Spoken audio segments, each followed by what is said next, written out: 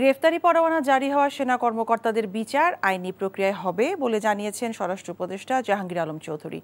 বলেন, আগের 3টি নির্বাচনের কেউ এবার দায়িত্বে থাকবে না। মাঠ পর্যায়ের কর্মকর্তাদের নিরপেক্ষভাবে কাজ করার নির্দেশনা দেওয়া হয়েছে। রিপোর্টে জানাচ্ছেন শফি মাহমুদ সাগর। সচিবালয়ে আইন শৃঙ্খলা সংক্রান্ত কোর কমিটির সভা শেষে সাংবাদিকদের ব্রিফিং করেন স্বরাষ্ট্র উপদেষ্টা। জানান, নির্বাচনকে সামনে রেখে দেশের শান্তি ও সুষ্ঠু ভোট প্রক্রিয়া নিশ্চিত করার জন্য যে কোনো বিশৃঙ্খলা সৃষ্টিকারী ব্যক্তি বা গ্রুপকে চিহ্নিত করে আইনের আওতায় আনার নির্দেশনা দেওয়া হয়েছে। বলেন, 2014, 18 এবং 24-এর নির্বাচনে দায়িত্ব পালনকারীদের আগামী নির্বাচনের দায়িত্বে রাখা হবে না।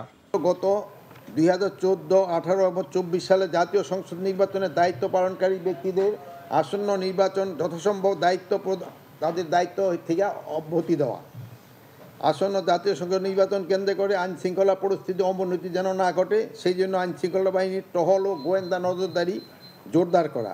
আন্তর্জাতিক অপরাধ ট্রাইব্যুনালের গ্রেপ্তারি পরোয়ানাভুক্ত সেনা কর্মকর্তাদের বিচারের সময় অভিযুক্ত কর্মকর্তাদের সেনাবাহিনী নিজ হেফাজতে রাখতে চায় কিনা এমন প্রশ্নের জবাবে স্বরাষ্ট্র উপদেষ্টা বলেন, দেশের বিদ্যমান আইনেই তাদের বিচার হবে। যে অফিসারদের বিরুদ্ধে ওয়ারেন্ট জারি করা হয়েছে, তাদেরকে আর্মি তাদের হেফাজতে রাখতে চায়। এটার ক্ষেত্রে আমরা আইনি যে প্রক্রিয়া ওইটা আমরা গ্রহণ করব। এবারের নির্বাচনে প্রায় 80,000 সশস্ত্র বাহিনীর সদস্য মোতায়েন করা হবে জানিয়ে স্বরাষ্ট্র উপদেষ্টা বলেন, ইতোমধ্যে বেশিরভাগ নির্বাচনী প্রশিক্ষণ সম্পন্ন হয়েছে। শফি মাহমুদ সাগর, এনটিভি নিউজ, ঢাকা।